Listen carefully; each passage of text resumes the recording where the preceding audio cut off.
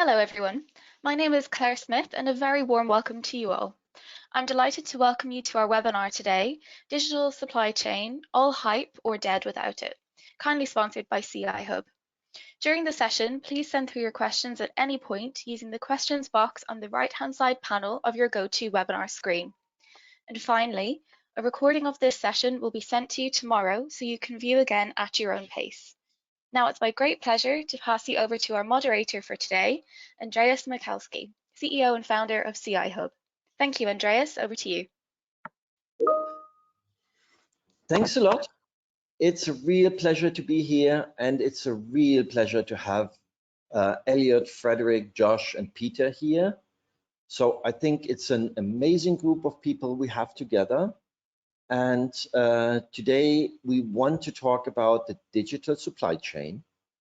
It's something what is in all talks, and there's a lot buzz around it. I do believe it's the most interesting thing in the last couple of years. And I do think there's a lot of things to learn about it and to talk about it. And we have an amazing group of people here today to do that.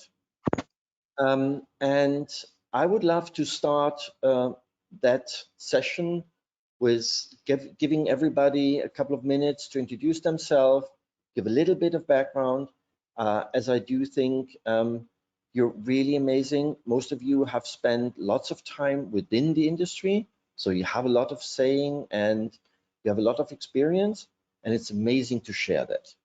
Click. So I would love to hand over to Elliot and then to Frédéric to give them a couple of minutes to introduce you so you understand the competency of all of them who are on our board today. Elliot, really happy to hand over to you. Great. So Andreas, thanks for inviting me, and for the Henry Stewart family as well. So nice to see everyone again. So just quick round of introductions. My name is Elliot Sedegah. I lead strategy and product marketing for Adobe Experience Manager Assets, which is our enterprise digital asset management and rich media delivery platform. It's actually very timely that we're talking about digital supply chain. We actually at Adobe call it content supply chain, where you start to think about different technologies, people, and processes coming in from many different places. So interesting to see a very broad panel here of different experts, where that's what it really takes to make this work in practice. So nice to be here today. It's wonderful to have you. Good. Yeah, thank you. So thank you, Andy. So thank you to get the honor to share knowledge and best practices. So my name is Fred. I'm the CEO of Activo, which is a French consultancy company. So started 4 years ago. But by where my background, I started on the customer side, agencies at the top, photo agencies, working also at one time for vendors. So more or less I get multiple roles during the last 25 years. And of course, I started the damn things in 1998, something with Xinet Full Press, if you remember. And at that moment today, of course, we are providing agnostic consultancy for brands, retailers, agencies. And so even now on our side, we are playing with more than 15 DAM systems from Adobe, MediaGraph, Censhare, Wedia, of course, a couple of French ones that maybe you are not aware, but more or less we are playing all these roles, and so it's always a pleasure. And as Elliot was saying, it's a lot of challenges today, and especially as soon as we have to find the right path to a DAM system. But at the end of the day, what we are seeing is the success is 5% of technology and 95% of people. So we have to take care about processes and how to manage the digital supply chain. Very good. Gert, click. So handing over to Josh. Perfect. Thanks for having me, Andy. My name's Josh Van Dyke. I'm the Vice President of American Sales at Censhare, so oversee sales for North America. I've been in the tech world and the software tech space for about 17 years, and specifically in the DAM space for the last over 5 years. Censhare, if people aren't aware of who Censhare is, Censhare's been around for over 22 years and was actually started by founders in the tech plus content space.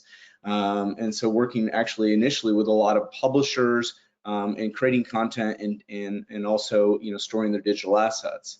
And at the core of Censhare is digital asset management, content management, and product information management. So really creating a full digital experience around your content and everything that you're creating and publishing out to the omni-channel world. So excited to be here, excited to add my 2 cents into the panel. It's amazing to have you. Thanks for contributing your time to this one. Peter, it's really amazing to have you. I think your book, the DAM book, is a really have to read for everybody in the DAM industry. Really happy that you're on the board. Give you some time to introduce you. Thanks, Andy, and I'm very pleased to be here as well with this distinguished panel. I am the Chief Product Officer of MediaGraph. We're an 11-year-old company. We're not all that well known, but we're on the 3rd iteration of the product and have built a really fantastic one. As you said, I've been writing books about DAM. The first one was published in 2005, and I've written 6 different ones, and have been very focused on this space, which I came to as a photographer, like Fred. And I'm on my second gig as a product head for a DAM. And what we've been doing at MediaGraph is being very focused on powerful knowledge management tools coupled with first-class media management capabilities. And we see a lot of changes out in the way that people are communicating, including crowdsourced changes. We believe that DAM is changing from few to many communication to many communication, and that's a big challenge, especially in these supply chain issues. We work in conservation, education, research, storytelling. We love our clients, and excited to bring them CI Hub, and excited for this conversation today. Perfect. So it's really great that you all spend some time for this round. Good. Click. Let me just introduce myself. My name is Andreas. I'm in that marketing automation space for about 20 years. And with CI Hub, the central idea is to make the access to marketing assets as easy as it can be. On the one hand, for all of the system vendors, and on the other hand, and this is the focus, for the users. Accessing assets, images, text, videos, whatever it might be, should be extremely easy. And we do believe that by providing plugins that live within the application you're using, this is the most important step to make using assets as easy as it can be, because it now happens into content. And with this in mind, connecting everybody, and it's really an honor to have everybody on the board and have all their systems connected to CI Hub. We have here really 5 industry leaders.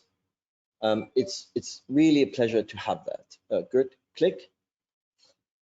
And we are really happy that that notion, the digital supply chain, is something what is grasping more attention, or more and more attention actually, because it's really what we believe is that the asset should be wherever you really need it. And this is, we all know that we are using dozens of different applications across the work process, but the asset and the work process and my task should always be available in the most easy way it can be.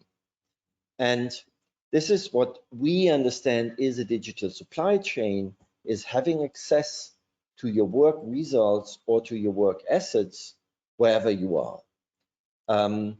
So this is our view on this one. And it would be really interesting to understand on how you view what is the digital supply chain from your point of view.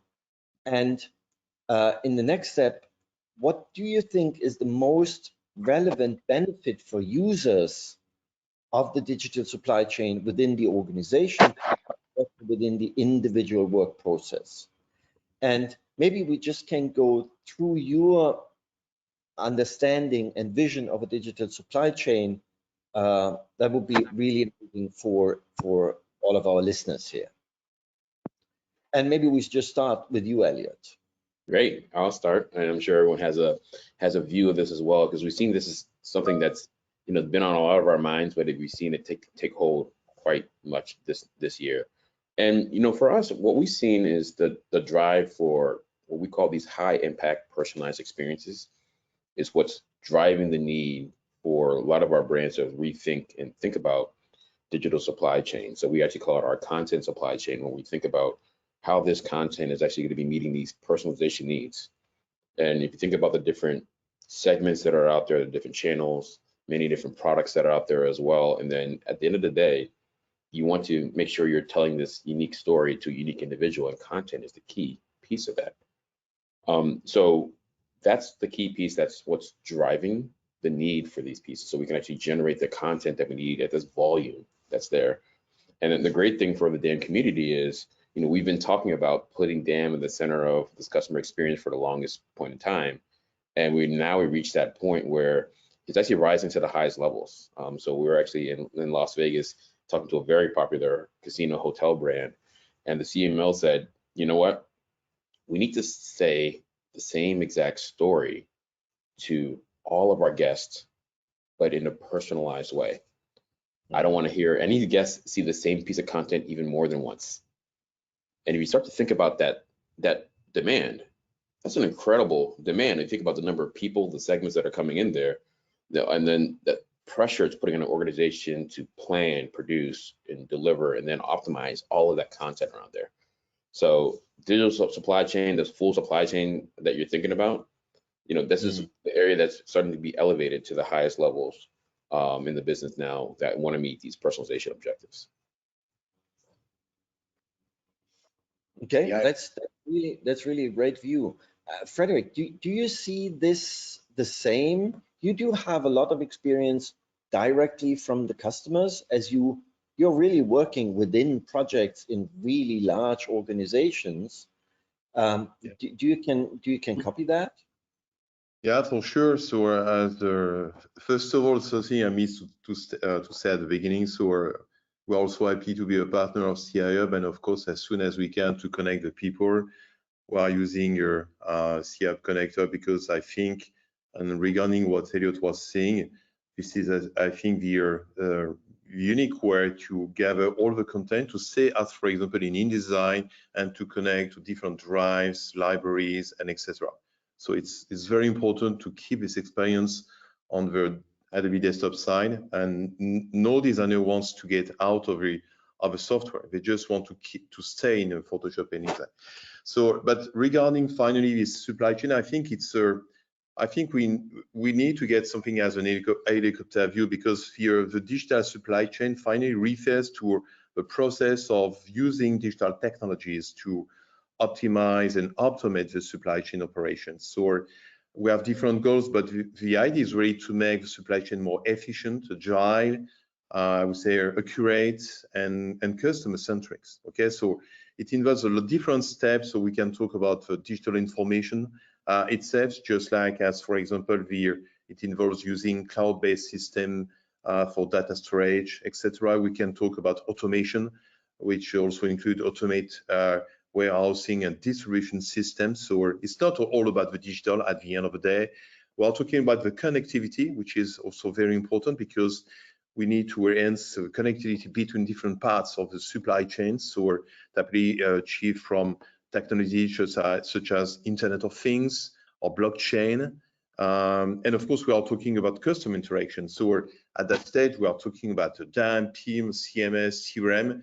And as Elliot also was saying, I think today, if you are looking at, this map of Scott from Chief Martech And this year, for the first time, we have more than 10,000. It's 1,000.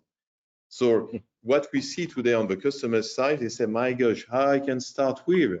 Because I find you have so many vendors where I can start. So, and it's very important really to keep the customer needs finally, and working on their I would say on the gap analysis, on the business requirements, etc. Ready to find out the right way to manage this supply chain, but it's definitely not something super easy.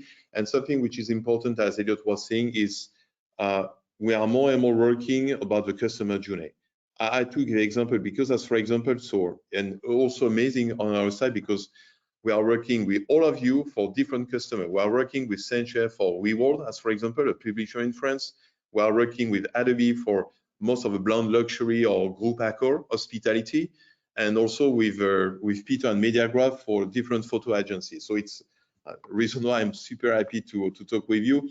But as for example, with the Adobe side, or as we are talking about Adobe, we have a lot of things that have to be done from the customer journey. So when, as for example, for a customer just like Group Accor in the hospitality, we made a very complex system, but really in order to track the visitor from the website, connected to the CDP, customer data platform, which is very important to personalize, to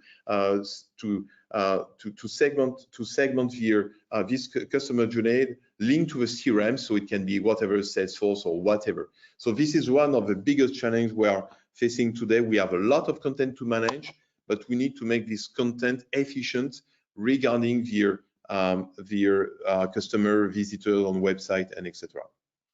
Okay, Josh, the Censhare system is well known to be a very holistic system, as I understand it. Do you see that different? No, I don't see it necessarily different, but I will say that when we start to talk about digital supply chain, it does expand past just simple DAM, right? And I know we're on a Henry Stewart-based webinar, and we talk a lot about DAM at Henry Stewart, but you know, even Henry Stewart has expanded beyond that, talking more about content management and about product information management, and Frédéric touched on it, where you're talking about looking at not just your digital assets, but hey, if we're creating content, let's say for products, we need accurate product data in there. We need a tool that can actually manage content, not just manage assets. So do you have a content editor and a tool like that to be able to create some sort of HTML neutral text that can be published to any channel that you want? Are you tied into a CI hub so that you can, along the process, edit the images or videos that will go into that content? So, I think looking at your different channels that you want to push out to, and do you have the tools in place to actually be able to meet the needs to hit those personalization targets like Elliot was talking about, right? Do you have a tool that can facilitate that with maybe DAM or PIM or CMS and the workflow capability that is needed to have teams collaborate? Mm-hmm. Peter, from the background that you have, and that's very deep also into the metadata, is there a different point of view for that one? Because metadata is something that's very obvious and it needs to be there anyhow. How do you see that?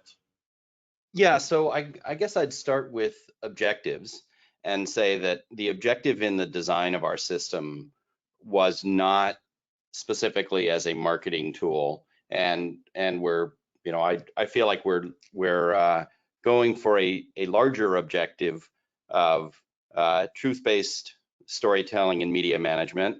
Hopefully marketing is truth-based, but we also know that it's presenting a point of view. And if we think about the supply chain in that context, then we find some real challenges in bringing in many voices. If we now all communicate with shared media objects, we need Grand Central Station, switching station for the collection and deployment of those objects. And you know, from the metadata standpoint, supply chain and metadata, provenance, tracking, usage, and these days the big one, authenticity, is such a huge part of this whole supply chain concept. Who vouches for the truth? And you know, one of the things that we work with our clients for is to help them, or you know, we believe that mission-based institutions, for instance, will be excellent organizations to vouch for truth. Okay, interesting. Do you see that AI and everything what we're talking in the last couple of months, so it just popped out of nowhere, is changing that? What is your view on that one, Elliot? Well, so and especially Adobe has that amazing looking functionality, Firefly. Is that changing things? Oh, so the introduction of Firefly has been something that's been in the works for quite some time. And if you think about just the broader space of generative AI, unless you've been living underneath a rock, like it's been, I think, transforming a lot of the ways that we think about creating customer experiences and creating content and leveraging content. And just the imagination that we have, you know, we thought about these things are now crossing that threshold towards reality. And the way that I think about it is, you know, thinking back about the supply chain, you know, you're thinking about the planning cycle, the production cycle, delivery and optimization. AI has an ability to transform all of those different steps across those supply chain in a very real way today. So if you take a look at, for example, some of the Firefly technology that you've seen released, and some of you are probably playing around with the beta on the website, we're seeing creatives use that upfront now for ideation and planning. And we're actually seeing different hotel groups, for example, they actually formed a center of excellence right now. Actually, how do you toy around with these type of technologies to inspire, if you will? Then you get into production and you start to think about how it can assist the production pipeline. So you've probably seen some of the exciting technologies out there. There's many different generative AI technologies out there, but at Adobe, we've built this directly into our applications as well, where it's starting to actually change and help the creative with essentially co-piloting tools so they can create much more expressive, much more imaginative content that they never thought they could do before in much less time. Then you start to couple that with automation that you want to get towards, where again, as I mentioned, you think about the pressure this supply chain is being brought about because the goal is to create a great customer experience, and that's personal for an individual. And in the past, it was very hard to do, right? Like if you think about it, it's very artisan. You need to have one piece of content. It's going to take you 25 days of working with agencies, going back and forth to do it. And then now in moments, AI can help you get you sometimes 80% of the way there in terms of the large volume. So we've seen a massive amount of interest in this technology across the board. And then when we think about the supply chain, especially with the DAM community, we got to reimagine the role that we want to play within our organizations and then with our technology to help better serve that objective of creating great personalized experience. But everybody, you know, everybody I'm talking about, if it's not from the industry, he says, you know, if you have all of that AI and if you generate all of the images on the fly based on your intention that you have in that moment, wouldn't that be, and it's not just wouldn't be, people asking, you know, why do you need an asset management any longer if every asset is just created on the fly? How do you see that? Yeah, I can, and others can chime in on this. Is actually a fantastic conversation. When you think about like, what is your core brand value? Like the, you know, at the heart, a lot of it is your content, your existing content, and you want that brand content to be expressive. So you think about this library of content that you've built up over the years, that actually starts to turn into a treasure trove of ways that your own brand become that much more expressive of what you want to do. So that library is going to become a good place to keep some of your existing content, some of the new content, some of the new styles that you may want to express out there as well. And then now that you're going to be showing 10x, 20x the amount of content, think about the role that the DAM plays in what content was approved, what was shown. Because if you start to look across the industries, financial, government, retail, in many cases, you don't want to just create this content that just sort of disappears, like the Snapchat world where you have content and then it's gone. You may need a record of that content, so you may want to repurpose and reuse in other ways, or for legal regulatory purposes as well of what was shown to this customer in the healthcare scenario. So the DAM is going to play an even more important role as that broker, if you will, of this explosion of content that we have coming through. And the brands that are going to benefit the most are the ones who have this supply chain that's built out. They have the foundation there with the right technology, the right integrations, the right people, the right workflows to take advantage of this massive influx of content that you're going to see coming in as generative AI comes about. And I think what Elliot said there around the treasure trove is really valuable because it's not just that you have that treasure trove of existing content.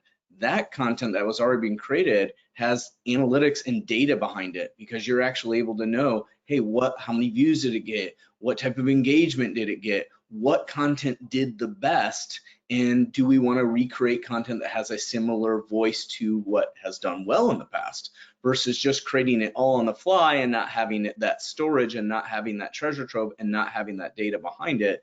It is, I would say, probably not the best way to go about it, right? So having that data is really valuable.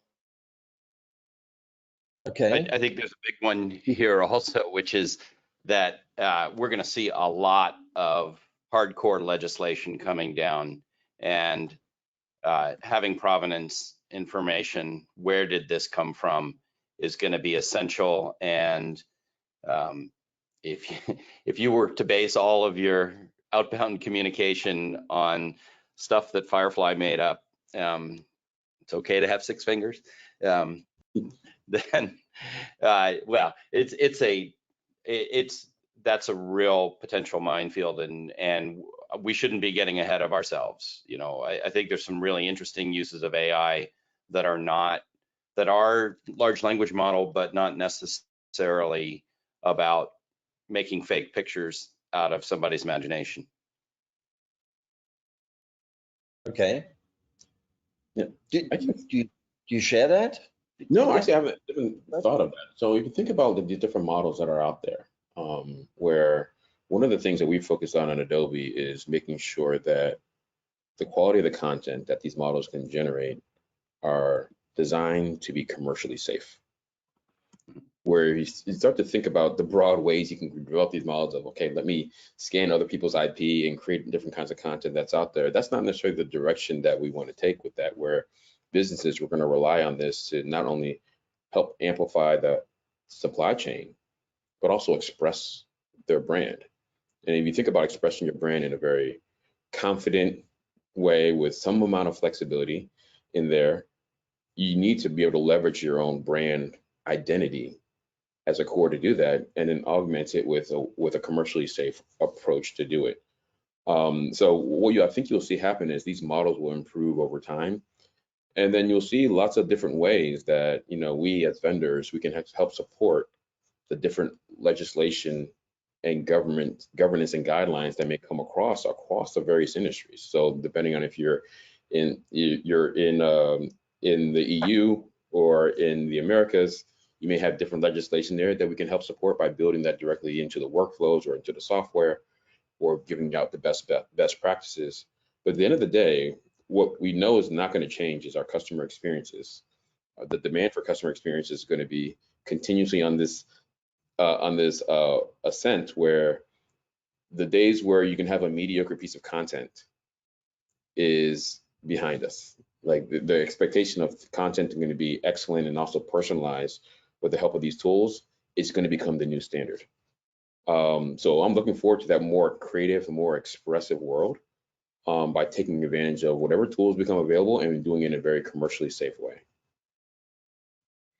Yeah, so something and maybe I will add at the top, so everything you say makes a lot of sense, but I think 25 years ago, Steve Jobs was saying one thing: you cannot breed an experience just based on some bullet points of technology. So it's very important to sit down on the customer side, try to understand how they are working, and then backwards to the engineers finally to find the right way to enhance this experience.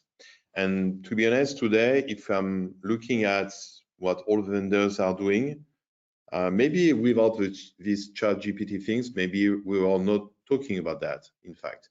But when we are looking at most of vendors, it's very poor at that moment. So we have, and especially for the DAM space, we have some very static things. We are not talking at all about predictive workflows or things like that. So it's a lot of very custom setup. Okay, I want to display all images, all photo, etc. But when I compare, for example, with company, and especially in the CDP space, just like Brown Koenig or Content Square, etc., these guys, they are trying to analyze what a customer is doing in the platform.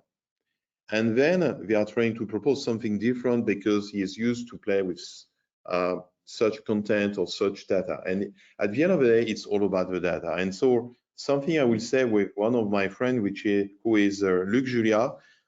This is the father of Siri, and remember Andreas, he was last year at our event. And so, and the book is AI does not exist.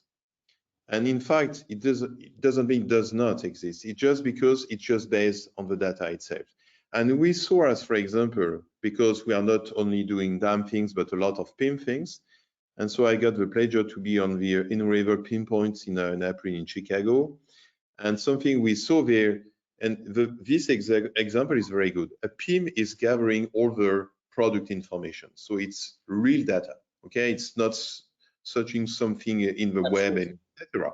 And everything which is consolidated in their integration makes a lot of sense. So it can describe, it can put some description of the products, it can do some more advanced translation, etc. So this technology makes sense for the end user, I would say. But for the generative AI, I think, as for example, a lot of people, a lot of vendors are trying to figure out to do something. Guys, in fact, when you are looking back to how agencies are working, the creation is on the agency side. The DAM is just publishing the completed information. So I do not see something starting inside the DAM. But if you have, as for example, your connector, Andreas, because you can move from stock to drives to a different DAM system, PIM, etc. Yes, it makes sense because you start from the on the creative operations side, okay?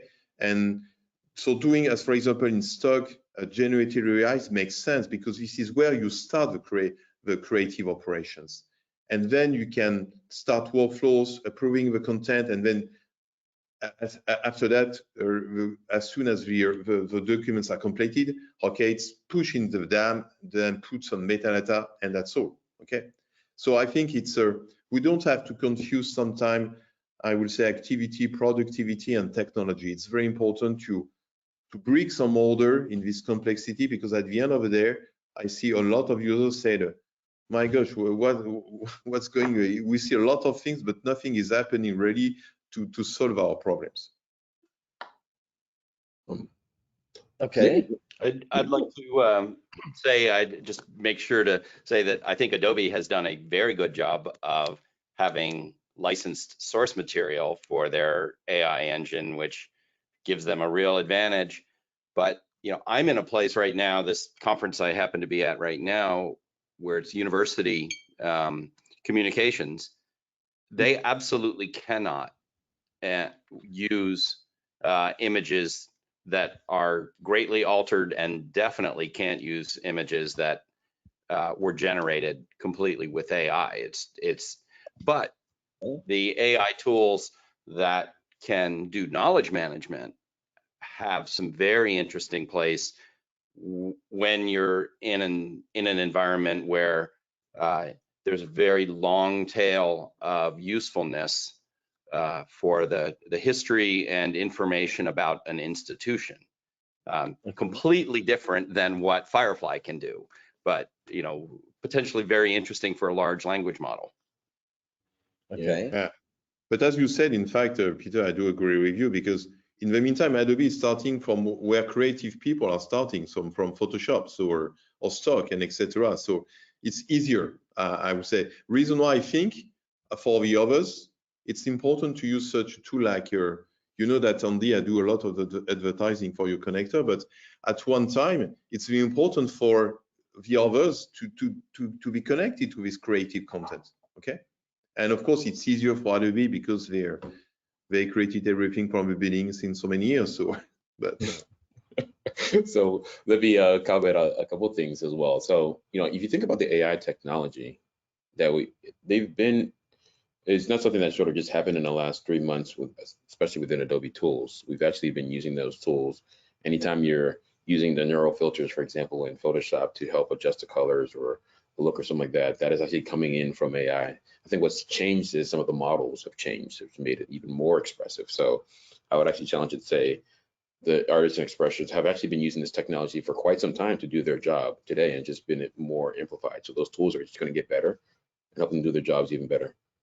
But then there's one other audience I would probably look at as well, where you think about the creative audiences where they're using these tools for more expressive power and precision inside Photoshop, for example. For example, that generative fill to span out a background, or maybe to crop things in, or maybe to make something more expressive. We're seeing a tremendous amount of usage there. So more and more content is going to be created and put into the supply chain.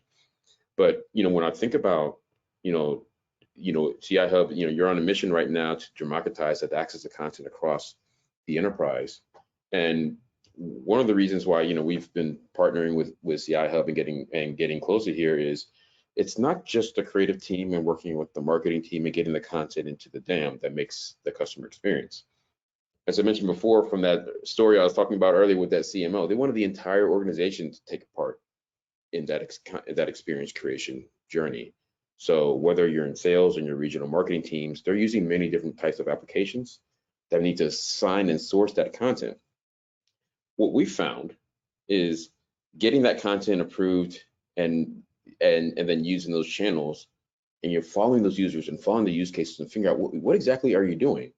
They actually those end users want to do a little bit more. So take that local marketer who finds that asset in the DAM. They're using tools like Adobe Express, for example, to create maybe that final banner that's going to go into an email or going into a digital sign. And what we've done is not only made tools a little bit easier to do there, which you're starting to see lots of tools in the market to help you do that, but then if you start to infuse AI in there, you start to assist people kind of like me who've never really been a creative to create and be more expressive and leveraging that brand identity to do that.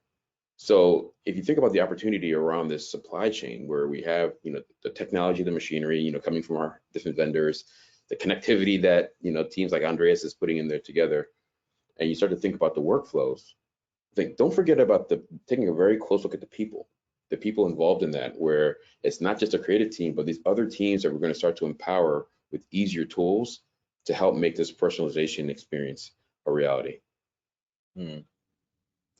Yeah, I think an easier tool and accessibility, this is the only key to leverage what we have as in our backends already into a larger organization.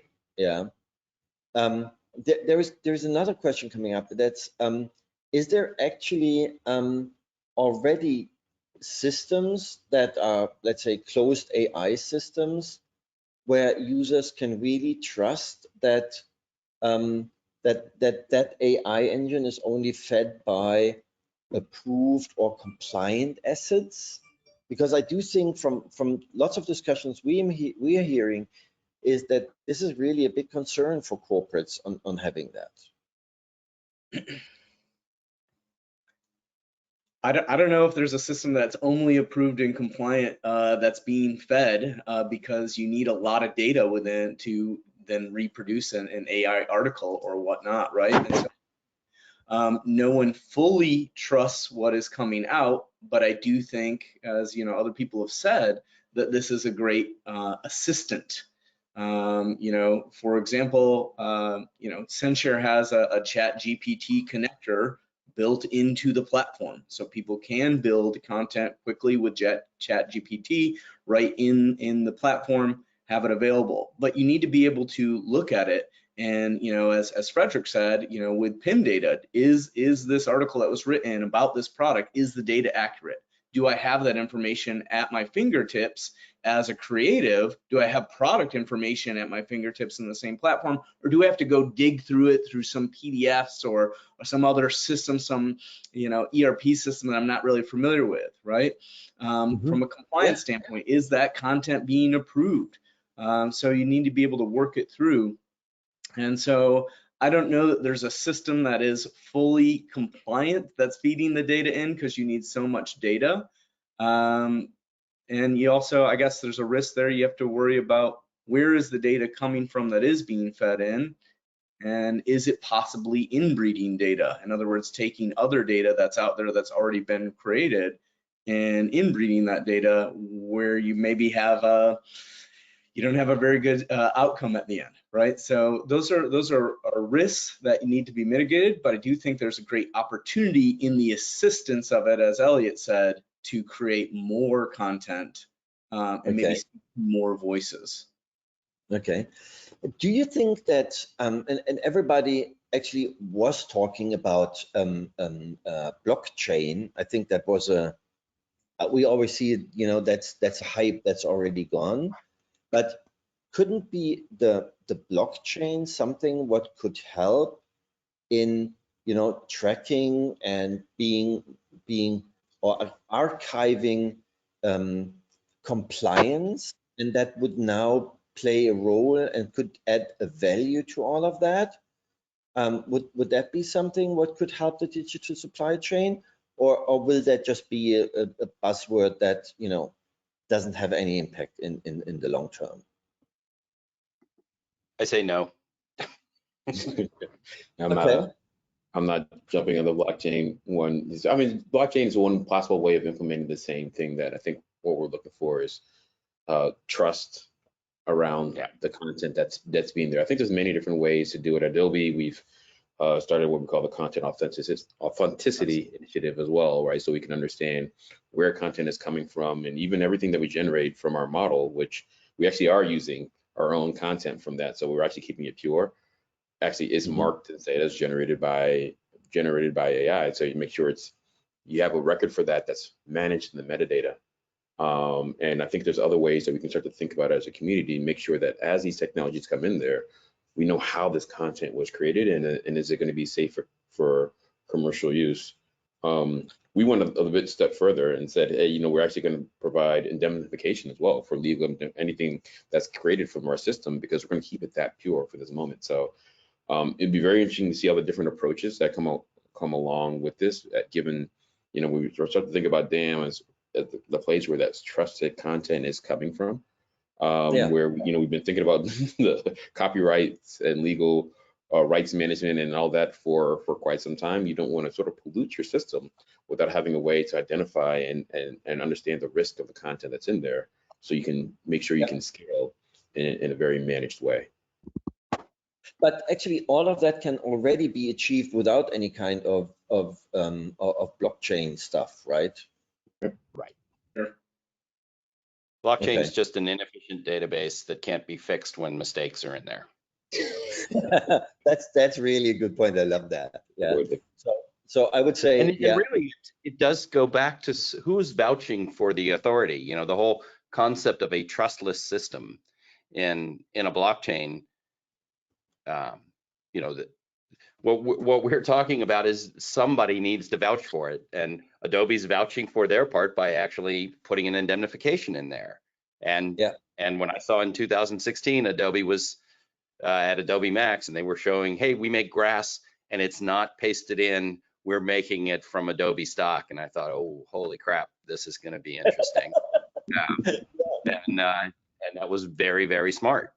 But there has to, you know, this is where the institution that owns the image, or that initiates the image, that publishes the image, has to vouch for it.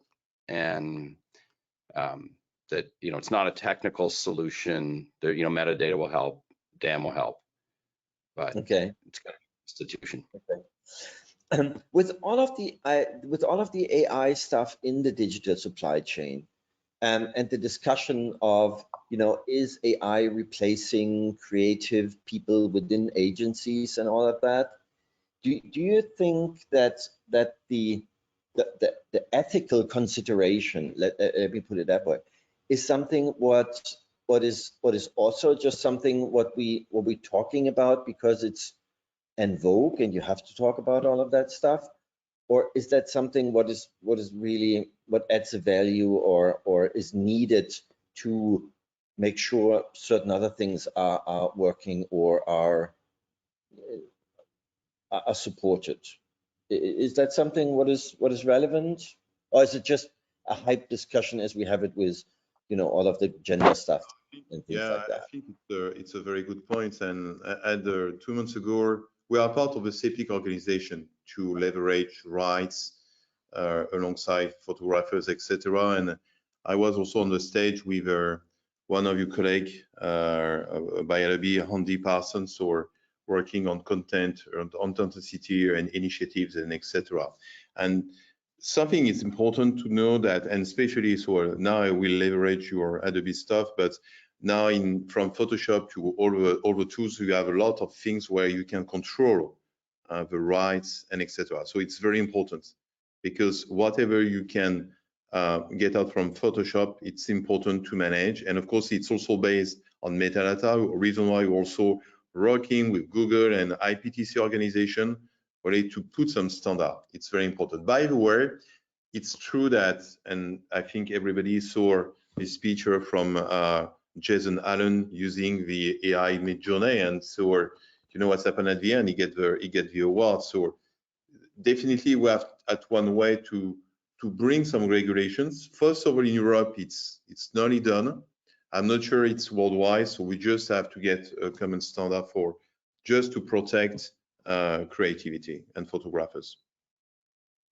Yeah. Okay. One thing I thought that came up is wherever there's a massive technology shift, there's always lots of uncertainty and risk involved in there, as well as a lot of value that we potentially see. And I think right now we're in the phase where we're kind of navigating through that. And like, what does this mean for my business? What does this mean for me in terms of my role? Well, you think about not even just the generative imagery, but ChatGPT. Think about what it's doing with text, and if you used to do transcriptions or used to write content, that's changing dramatically. And I think the jury's still out of how that plays out. But I often look back at other technology shifts, and the one that came to mind was when the spreadsheet was first introduced. And if you think about, if you were an accountant at the moment when the spreadsheet was introduced, you are probably thinking, oh my God, my life is over. The spreadsheet and I am completely finished. And if you think about the explosion of where that we've taken now today with the spreadsheet, where yes, we all have spreadsheets probably on our laptops and we're using it in very different powerful ways, but now that's just become more commonplace. But the expectations of what you can do with this data has risen to the highest levels. So what my bet is, I'm betting the same thing is going to happen with content as well, where the expectations of content is going to be much more democratized and out there, and we're just going to see much better content than we've seen in the past, and much more pervasive and ubiquitous content. And tools will be more enabled, so more of us can become content creators that we've always been aspiring to, at least I've been aspiring to be. So hopefully more as a co-pilot rather than a replacement for their current role. Yeah, I think I don't think most companies are just going to automatically replace people with AI, at least right now. The other thing I think of in the advertising world, they talk a lot about reach and frequency. How much reach do you have and how much frequency, how many times is someone seeing your message, right? And I would say most companies aren't hitting their reach and their frequency goals, not even close. And if they said, hey, this is the content we're producing right now, we could have it 5x or 10x. That would allow us to then segment to these, these other niches or these other voices or these other personas, whatever you want to call it. and deliver better content to a wider array of people that's more personalized, I think most companies would be excited about that. They'd be excited about the fact that I can have my same staff reach more people with more frequency. Okay, I have a provocative question on that. So as we all know, the whole notion of creating more content is actually about creating more content to be more SEO or SEA compliant, so people can find me better. But aren't we creating more content so that machines fill their algorithm to find us better? So, and now we're using AI to create content to be found by AI. Isn't that something what might be is not really feeding the real need of users? And if we go away from search engines, yeah, because AI does things different, we may don't need so many content because it's, you know, clever mechanisms, and it's not just SEO optimized content that anyhow is not read by people but by machines. So, yeah, something I can tell you that in DAM system, definitely something has to be done, because most of search are stupid, in fact. And something we have to fix the problem in order to more. A lot of people say, "Yeah, we have a search just like Google." It's not Google, okay? So even you don't have any fuzzy search or things like that. So definitely we are waiting for something much more advanced and smart. And when you said, does it replace human people? Yes, AI can replace monkeys, but it will never replace smart people. And you know what was saying here, Geoffrey Hinton just left from Google. He said that moment right now they are not more intelligent than, it's not so intelligent than us. But of course we can be scared about the future. We just need to put some regulations. But yeah, I maybe I would respond to Andreas. I think your question around AI, just speaking to AI, I think at the end of the day, there's going to be a real person at the end of that customer experience. Yep. And at the end of the day, the measure of your business is going to be, is this person aware of your brand? Are they engaging with your brand? Are they purchasing your product or services? And many of us have probably transitioned into much more of a subscription-based business or a constant engagement business where we need to be constantly feeding content to a specific individual or a group of individuals that's fresh, that's engaging, that makes them to react, and that's going to be meaningful for them. And some may respond to content of a specific tone or layout or color, but that still needs to be rooted in your brand identity. And I think when you think about these tools, what they're helping you do is create much more content than you had before. And then the AI can actually help you in the management process of that as well, because now that you created all this content, you need to have a good way of quickly approving it, making sure it's still on brand and identity. But at the end of the day, that individual at the end, whether they see this on their mobile device or they're going to see it on a big screen or in some other format, that's going to be the person that's going to drive your business. So the AI is just going to be the tool to help optimize that and make it much more efficient and much more precise towards that individual to make sure that they're engaging how you are intending them to. Okay. all right. Friends, it's already, we just have 5 minutes left, or we have 6 minutes left. An hour is always 60 minutes too short. Is there anything what you could give as an short-term advice to people on how they should think within their organizations on how to engage supply chain, how to enable supply chain, how to make the supply chain introduce it or make it more efficient? Maybe everybody has a minute to talk about that, and then we may have 2 more questions that I would like to put into the round in the last 5 minutes. I'll get started. I think Perfect. if you're on this, you're attending this, your organization, maybe take a deep look at where you're at as an organization currently and where you want to be. And have you taken your digital supply chain and just taken manual tasks and made them electronic, or have you actually made them digital? and have you put the automations in place to actually produce content at scale that is quality, that is approved, and that is reaching the channels that you want.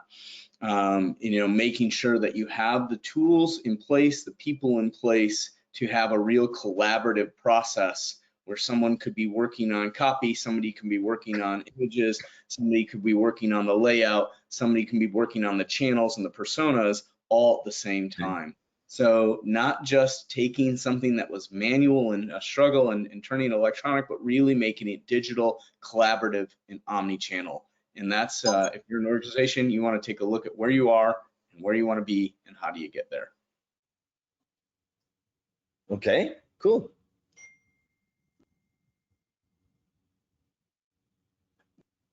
All right. Want to step in? I will say just maybe a very quick word. So I think it's all about the people. Okay. Of course, we have the technology. So just like Peter, I'm a photographer. Okay.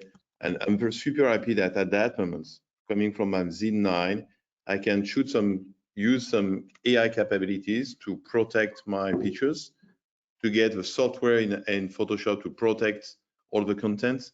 We just need to get the right platform to protect everything. But at the end of the day, for this supply chain, I think it's all about the people.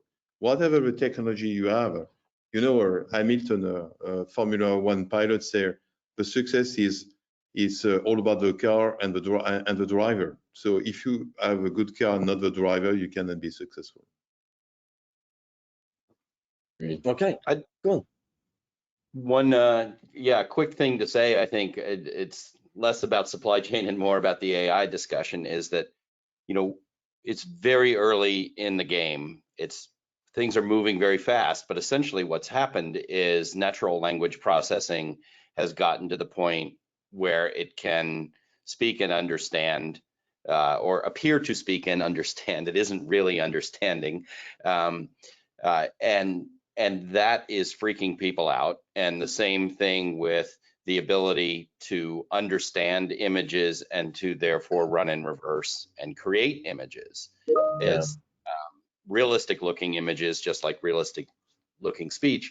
And where this is going to actually be useful is something to look out for, and I think be not necessarily rush into, but think about how it's actually going to help you solve a real problem. We've come up with a couple of things that we think are going to be quite useful for our customers, but it's taken a while to get there. A while. Okay, yeah, we've been thinking about it now for what, 8, 12 weeks. Yeah, we are. I think Elliot said that we are extremely early in that process. Yeah. And we all have no idea on what will happen in the next 12 months on all of that. So, so if we look back at our headline, it's all hype, what that without it, I would say there's just no chance of today to make a decision if it's hype or if it's really needed. Yeah. So that's the way it is. Yeah. We do have 1 minute left. It's always said to just interrupt it when it's really getting interesting. I think most of us are at the Henry Stewart DAM Europe event next week in London. I'm pretty sure that everybody would be open if someone from the audience has some more questions to just connect with each other and talk about that stuff. And I would like to say huge thank you to all of you. First of all, to everybody who has listened. I think we have an amazing crowd of people listening to that webinar. Thanks a lot, Elliot, for your time. I know you're really busy, especially after the Adobe Summit. There's amazing stuff going on at Adobe. Thank you, Fred, to make some time between your wonderful customer engagements, and I know you have a lot of them. Yeah. Josh, thanks for joining in from the States. I hope to see you at the Henry Stewart event in New York. And Peter, it's really a pleasure to have you here, not just as a writer of one of the relevant books, but also from MediaGraph. Thanks to all of you. It was really a pleasure. Thank you, Andy. Thanks. Thank you. Thank you, everyone. Thank you, Andreas, for a great webinar today. A link to access the recording of the session will be sent to all attendees tomorrow. For more information about our upcoming courses, events, and webinars, visit our website, www.henrystewartconferences.com/events, and we look forward to seeing you again soon. Thank you. And let me just add one. There are some open questions. We will answer all of these questions with the link you get and with the blog post on our website. Enjoy this amazing, what is it, Thursday evening? We have a huge thunderstorm coming up, and we are just finishing in time for that. Have a good one. Thanks, everybody. Bye-bye. Bye-bye. Bye-bye.